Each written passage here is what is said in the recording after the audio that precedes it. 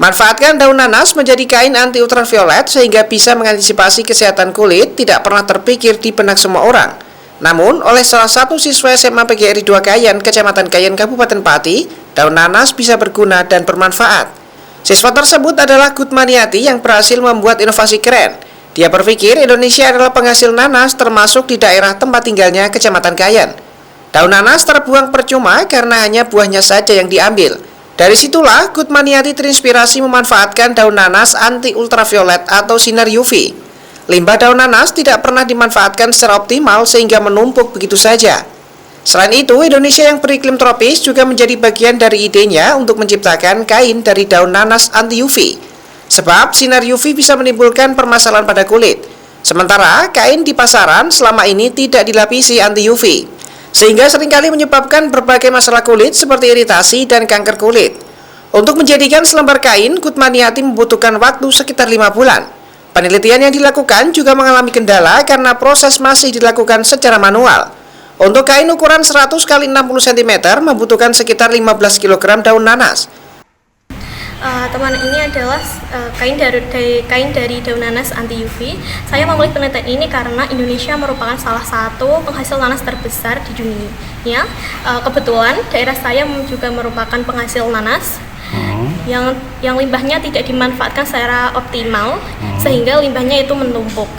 Dan Indonesia memiliki iklim yang tropis, dan saat ini banyak pakaian yang tidak dilapisi anti UV sehingga dapat menyebabkan berbagai permasalahan kulit seperti iritasi dan kanker kulit.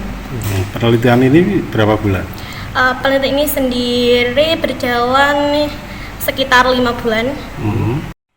Guru pembimbing Proyek Sains SMA PGRI 2 Kayen, Amnah Nur Alfiah mengungkapkan, berkat inovasi itu, siswanya meraih penghargaan Honorable Mention pada ajang Science Project Olympiad tahun 2025.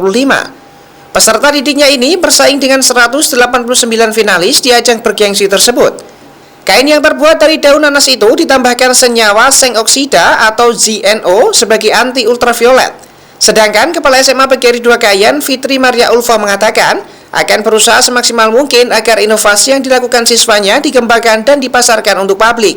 Kain dari daun nanas ini potensial ya untuk dipasarkan secara global karena ini mengurangi limbah dari daun nanas yang pemanfaatannya tidak optimal. Terus kemudian ini juga kita tambahkan ZNO sebagai anti UV karena memang di Indonesia ini iklimnya tropis dan ultraviolet itu membahayakan bagi kulit, bisa jadi iritasi ataupun bahkan kanker kulit seperti itu. Kain anti UV dari serat daun nanas, dan alhamdulillah sekali pada kesempatan ini juga SMA PGRI 2 Kayen bisa, karena harapan kami juga ini bisa diproduksi secara massal karena memang ini juga di samping teknologi baru ini juga ramah lingkungan karena kain yang anti UV itu juga untuk mengurangi radiasi sinar matahari terutama sinar ultraviolet. Kepala SMA PGRI 2 Kayen juga menambahkan telah menjajaki kemungkinan kerjasama agar dapat diproduksi secara massal. Terlebih inovasi ini mampu memberikan terobosan dalam dunia fashion. Heri melaporkan.